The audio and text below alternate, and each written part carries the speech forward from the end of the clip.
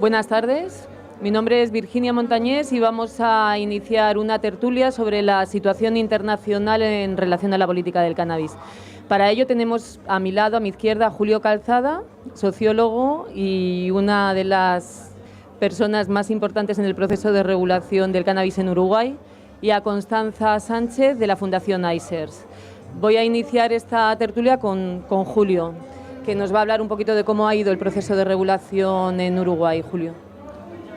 Ha sido un proceso muy intenso y particularmente en el último año, cuando ya está la ley reglamentada en todas sus variantes, ¿no? Nosotros hicimos una propuesta que regula el cáñamo para uso industrial, el cannabis para uso no médico y el cannabis para uso medicinal. Hemos regulado y reglamentado esta forma de funcionamiento y ahora estamos en el proceso de implementación directamente, ¿no? Del cannabis para uso no médico está implementado en su totalidad todo lo que tiene que ver con el autocultivo y los clubes de cannabis, y está en la fase final del proceso de implementación para la producción masiva y la distribución y dispensación por el sistema de farmacias. En relación al cáñamo para uso industrial, también ya está en plena implementación. Hay varias empresas que están realizando el proceso para desarrollar sus propuestas en el país, y el que está un poco más retrasado es el cannabis, la reglamentación para el cannabis de uso médico, porque se aprobó en el mes de enero, pero también ahora ya están los parámetros, y quienes quieran realizar investigaciones, quienes quieran realizar propuestas de producción de cannabis en forma natural o como un producto farmacéutico para usos medicinales, tienen un marco para hacerlo combinadamente entre el Ministerio de Salud Pública y el Instituto de Regulación y Control de Cannabis. Bueno, quizás la parte que más nos interesa a todos, que ha sido la parte que ha supuesto una punta de lanza con respecto al régimen internacional de drogas, es la regulación del cannabis recreativo. ¿Nos puedes contar un poco los detalles, cómo se ha regulado? Sí, la regulación del cannabis para uso no médico tiene tres grandes pilares, que es habilitar el autocultivo en determinadas condiciones, habilitar la existencia de clubes sociales de cannabis, clubes canábicos, y habilitar la distribución masiva por el sistema de farmacia. Estas tres modalidades son excluyentes. Las personas pueden optar por una u otra forma de acceder, y creemos que es un marco que le da garantías a todos y nos da un marco para el acceso legal que no teníamos. Hoy cualquier persona que cultive en Uruguay, que autocultive, tiene un marco para referirse, tiene condiciones de seguridad para hacerlo, tiene que participar de un registro. De ese registro se han anotado unas 2.000 personas en la actualidad, quiere decir que son 2.000 personas que hoy ya no recurren al narcotráfico y que tienen todas las seguridades que tiene cualquier otro ciudadano. No van a ser molestados, no van a ser perseguidos porque cultiven en su casa, en la medida en que se adapten a los criterios planteados por la reglamentación. Lo mismo los clubes, están en el proceso ya de la primer cosecha para los clubes que tienen producción normal, ¿no? Que no es producción bajo invernáculos, invernaderos o greenhouse, como le llames. Y bueno, para esos clubes, que son clubes que tienen entre 15 y 45 miembros, por lo general tienen todos entre 40 y 45 miembros, hay un proceso que ya se está cumpliendo en la primera fase. Y para los clubes que optan por los usos y por la producción más intensiva en indoor, también, bueno, ellos ya tienen algún tiempo más. Creemos que también esto es una alternativa que ha demostrado que es viable para los clubes. Tienen costos relativamente accesible, entre 1 y 3 dólares el gramo, por lo cual pensamos que va a haber una adhesión importante a este sistema también de aquellas personas que están más en el marco de lo que es la cultura canábica, ¿no? Para el usuario más común, digamos, va a estar el sistema de farmacia, que cuando se implemente en lo que queda de este primer semestre seguramente ya va a entrar a funcionar. En este momento se terminó un proceso de licitación al cual se presentaron 22 empresas inicialmente en el mes de agosto. De esas 22 empresas se seleccionaron 17, se hizo un segundo llamado para ellas, a la cual se presentaron 15 empresas, que 11 de ellas presentaron propuestas, y de esas 11 finalmente seguramente en las próximas semanas se van a seleccionar 2 o 3 empresas para que empiecen a producir masivamente. Ha sido un proceso que no ha estado exento ni de obstáculos ni de quejas. Algunas de las críticas que se le han hecho, por ejemplo, con respecto al sistema de clubes sociales de cannabis, es la limitación al número de socios que pueden formar parte de los clubes. ¿Qué respuesta tiene el Gobierno para esto? Sí, esta fue una construcción muy colectiva, ¿no? Los movimientos canábicos participaron activamente de todo el proceso, discutimos con ellos durante mucho tiempo también. Finalmente tomamos una decisión, es la tarea del Estado tomar decisiones. Nosotros nos parece que son viables los clubes con 45 miembros, que no implica relaciones comerciales abiertas, que no encubren relaciones comerciales, es decir, son clubes selectos en alguna medida.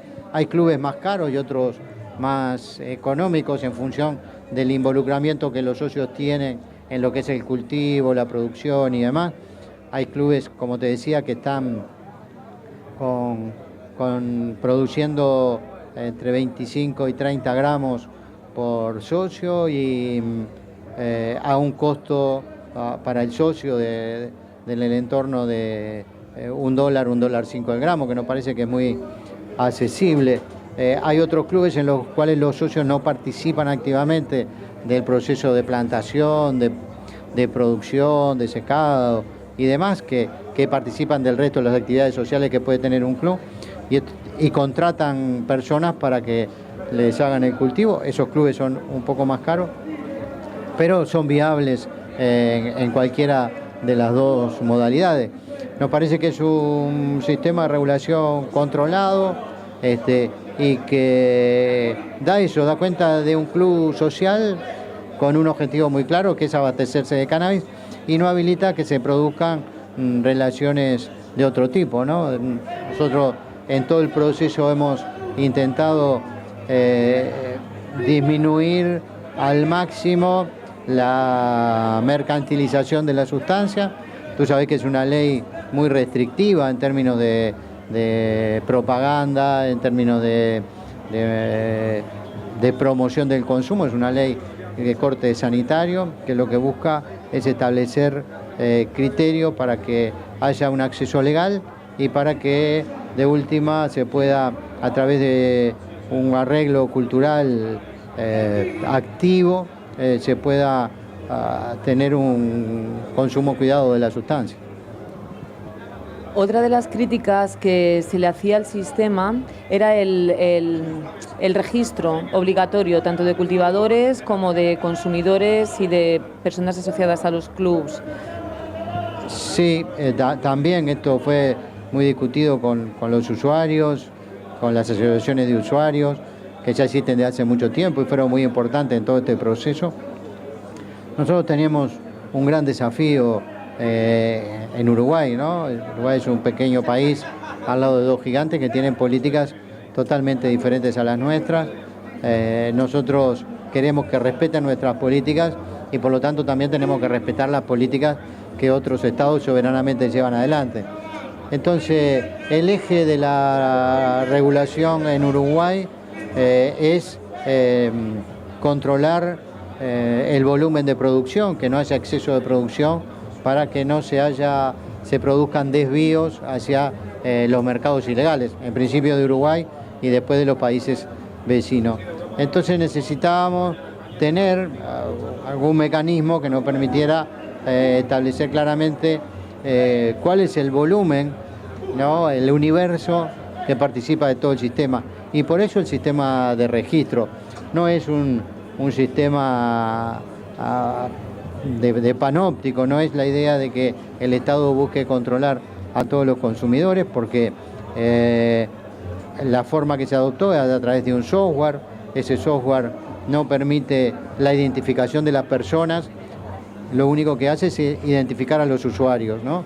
Quiere decir que tú, Virginia, sos usuaria, te registrás y el Estado no le interesa y no sabe que tú sos Virginia, sino lo que sabe es que tenés una huella digital que con un algoritmo determinado te habilita a que retires hasta 40 gramos al mes.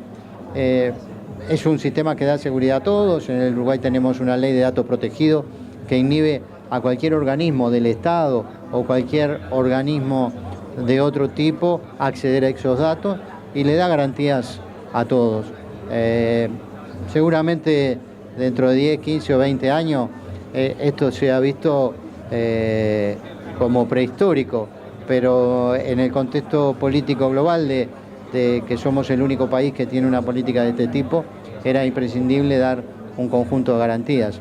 Y creemos que da garantía para todo, da garantía desde el punto de vista político, desde el punto de vista de la sociedad, desde el punto de vista de las políticas regionales y desde el punto de vista de los usuarios, porque son anónimos.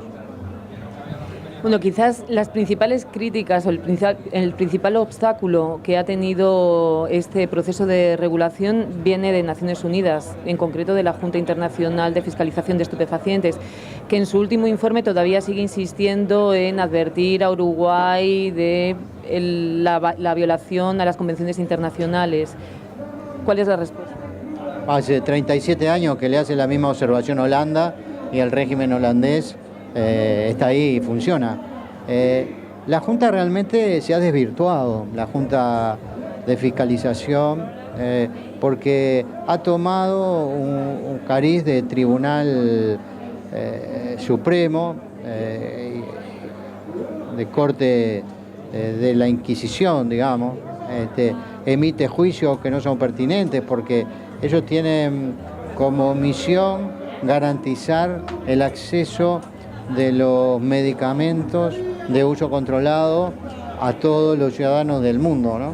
Y es eso a lo que se tendrían que dedicar, que cuando se necesita derivados de la amapola para calmar el dolor, para intervenciones quirúrgicas, o cuando se necesita cualquier medicamento que es de uso controlado, tenga acceso a todas las poblaciones. Ese es el objetivo central de la JIFE. Y también, bueno, tiene como un objetivo más, sin duda también, establecer aquellos países que pueden no cumplir con determinados parámetros. Pero eso es muy interpretable. La JIFE hace que no debería de hacer y que nosotros lo hemos planteado formalmente ante la JIFE y lo hemos planteado en la Comisión de Estupefacientes, es emitir juicios sobre los países porque es un organismo técnico. En todo caso, quien debe de emitir juicios sería la CND, ¿no? La Comisión de Estupefacientes. Y la Comisión de Estupefacientes en ninguno de estos 3 últimos años ha emitido ningún criterio, ninguna condena, ni ningún aplauso tampoco sobre nuestra política. Y eso es lo que importa, porque en la CND es donde están los representantes de los estados, ¿no? Y la Junta Internacional de Fiscalización es una junta de técnicos que de última puede emitir un parecer, en ningún lugar un juicio. Justo acaba de celebrarse la última reunión de la Junta de Estupefacientes, en la que ha sido preparatoria para la Asamblea General de Naciones Unidas sobre Drogas, que tendrá lugar en el 2016. Varios países de América Latina, entre ellos el suyo, han emitido observaciones a favor de un cambio en el enfoque de la política de drogas internacional. E incluso se ha percibido un cambio en el discurso del director de la Oficina de Naciones Unidas sobre Drogas, ¿Qué opciones se abren qué ha visto en esta reunión de la Comisión de Estupefacientes y qué opciones se abren ante lo que será la UNGAS del 2016? Bueno, hay un conjunto de países que venimos trabajando ya desde hace 2 años, ¿no? México, Guatemala, Ecuador, Colombia, Uruguay. Ahora se han sumado Costa Rica, Argentina, otros países como el caso de Jamaica están haciendo mucha fuerza también en este sentido. Se van a sumar países de la Unión Europea, hay países que bueno, la Unión Europea funciona un poco, intenta funcionar un poco en un bloque, pero no tiene una posición única. Se van a sumar países africanos seguramente a esto. Y nosotros tenemos como objetivo fundamental, todos quienes hemos propugnado políticas alternativas en este sentido, es que la UNGAS 2016 no se vuelva a centrar en qué momento van a dejar de existir las drogas sobre la faz de la Tierra, porque eso es lo que ha hecho en las últimas 6 décadas y ha fracasado rotundamente. La UNGAS lo que se debería centrar es en cómo garantizar los derechos humanos, cómo garantizar la salud pública y cómo establecer mecanismos que permitan hacer efectivo la lucha contra el crimen organizado, que es quien controla los 320.000 millones de dólares que giran en el mundo año a año, producto de la comercialización ilegal de drogas. Y eso es lo que nosotros aspiramos, en eso estamos trabajando.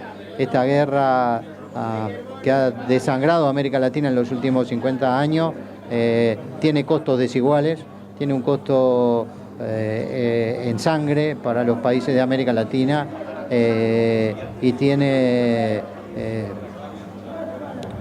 la apertura al ingreso de inmensos recursos económicos en los países desarrollados, porque es ahí donde terminan los fondos que se producen con el dolor, la sangre y el trabajo de esos pueblos. Entonces, nosotros tenemos muchas expectativas en que vamos a poder lograr que la UNGAS 2016 no sea la misma que del 98, de la cual no ha quedado nada. Muchas gracias. Constanza Sánchez es especialista sobre todo en el sistema internacional de drogas. ¿Qué opciones ves reales de un cambio en las convenciones internacionales? Bueno, yo diría respecto a UNGAS que son las siglas que quieren decir una sesión especial de la Asamblea General sobre lo que las Naciones Unidas llaman el problema mundial de las drogas. Yo creo que las personas que nos dedicamos a la reforma de políticas de drogas tenemos opiniones diversas respecto a qué es lo que puede surgir de esta reunión. La mayor parte, yo creo que algo que tiene bastante relación con lo que nos ha venido a juntar hoy aquí es el cannabis. El cannabis va a ser la punta de lanza de cualquier reforma, si es que la hay, ¿no? Y creo que es posible respecto a la última UNGAS que se produjo, ¿no? Como decía Julio, en el año 98, esta va a ser en 2016, creo que ha habido cambios importantes en la política internacional de drogas y no solo en drogas, sino en muchos aspectos que pueden hacer que haya un empujón respecto a las posiciones más conservadoras que no se movieron en el año 98 y puede ser que en el año 2016 sí lo hagan. Como puede ser la eclosión de la violencia en México, en Centroamérica, también el cambio de políticas a nivel estatal en el caso de Uruguay, a nivel subestatal en el caso de Estados Unidos, el cambio de discurso de líderes políticos muy importantes, expresidentes, como por ejemplo de la mano de la Comisión Global de Políticas de Drogas o de la Comisión de África Occidental de Políticas de Drogas, que también está impulsando un cambio político en África, que ha sido tradicionalmente un continente muy, muy conservador. Y sí, como decía, un cambio de discurso no solo de expresidentes o ex altos cargos, sino también de personas que todavía están ocupando un cargo de responsabilidad, como puede ser el presidente Otto Pérez Molina en Guatemala, Juan Manuel Santos en Colombia y un largo etcétera. Dicho esto, creo que hay un escenario muy diferente al que había en el 98, pero el prohibicionismo es algo que bueno, que es fruto de un conjunto de decisiones políticas que se han ido acumulando a lo largo del último siglo y no es fácil de cambiar en una reunión ni en pocos años. Creo que y lo que decía, las personas que se dedican a la reforma de políticas como que ven tres escenarios. Uno sería un cambio de una reforma absoluta de las convenciones, ¿no? Digamos, terminando con el prohibicionismo y pasando a una regulación de todas las sustancias para usos médicos, para usos recreativos, etcétera, etcétera. Ese es un escenario, en mi opinión, poco viable, ¿no? Si somos un poco, teniendo en cuenta el panorama en el que nos encontramos hoy en día. Hay un escenario que es el opuesto, que sería el de inmovilismo absoluto, es que no cambie nada, ¿no? Que todo permanezca como está y que ni siquiera se produzcan concesiones en el ámbito del cannabis o de reducción de daños. Y luego está otro escenario que, según a quien preguntes, es más o menos factible, que es el que se produzca efectivamente un cambio en el respecto a la regulación del cannabis y que se saque el cannabis de las convenciones, bueno, de la Convención Única del año 61, y que a raíz de, bueno, de esta salida del cannabis, pues se genere un nuevo paradigma en el que se pasen a regular las sustancias que hasta ahora están prohibidas, pues que se pasen a regular de manera diferente, el cannabis salga. Algunas personas también consideran pues que sería una opción inteligente por parte de Naciones Unidas, porque realmente si el cannabis sale del debate de la legalización, pues es un debate que puede posponerse 10 años más para el resto de sustancias, por ejemplo, lo que daría cierto margen de maniobra. Entonces, yo creo que estos son los escenarios que se plantean. No tengo muy clara mi opinión al respecto, porque no tenemos una bola de cristal, ¿no? Pero quizá una opción interesante sería la salida del cannabis. Es posible que no se produzca ningún cambio, pero desde luego, aunque no se produzca a nivel de la reunión, sí que el cambio está en los gobiernos, el cambio está en la sociedad y ya, claro, no se puede aguantar, sobre todo en el caso de América Latina, ya no se pueden aguantar. Bueno, no se puede sostener la violencia, no se pueden sostener tantas personas en la prisión por delitos no violentos relacionados con las drogas. Y también, como comentábamos antes, la propia lógica del capitalismo es la que va a hacer también que algo tan lucrativo como el cannabis pues pase a tener otro estatus legal. Y sí. Julio ha mencionado precisamente los costos de la guerra a las drogas y tú has mencionado el aumento de la violencia en México.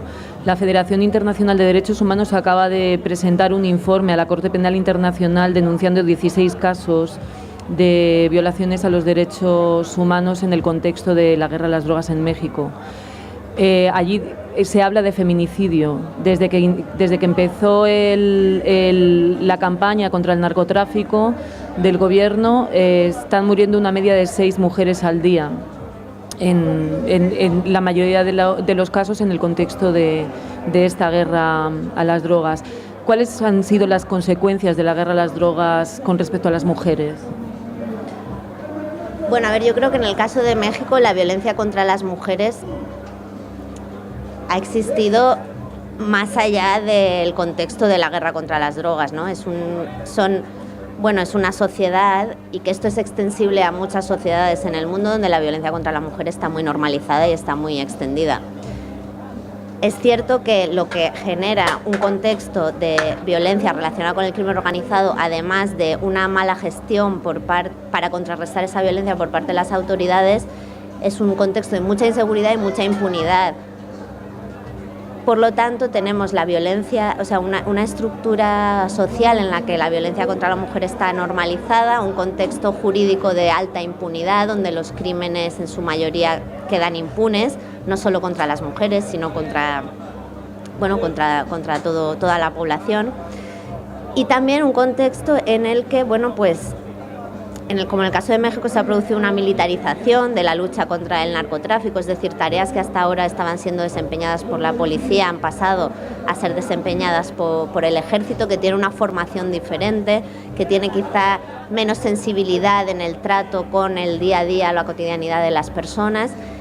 Y claro, se han producido muchas violaciones de derechos humanos contra las mujeres y contra la sociedad en su conjunto, y especialmente contra las mujeres, porque también contra la violencia siempre es más sea, se ensaña más con los grupos vulnerables, ¿no? Las mujeres, los indígenas, los pobres, etc.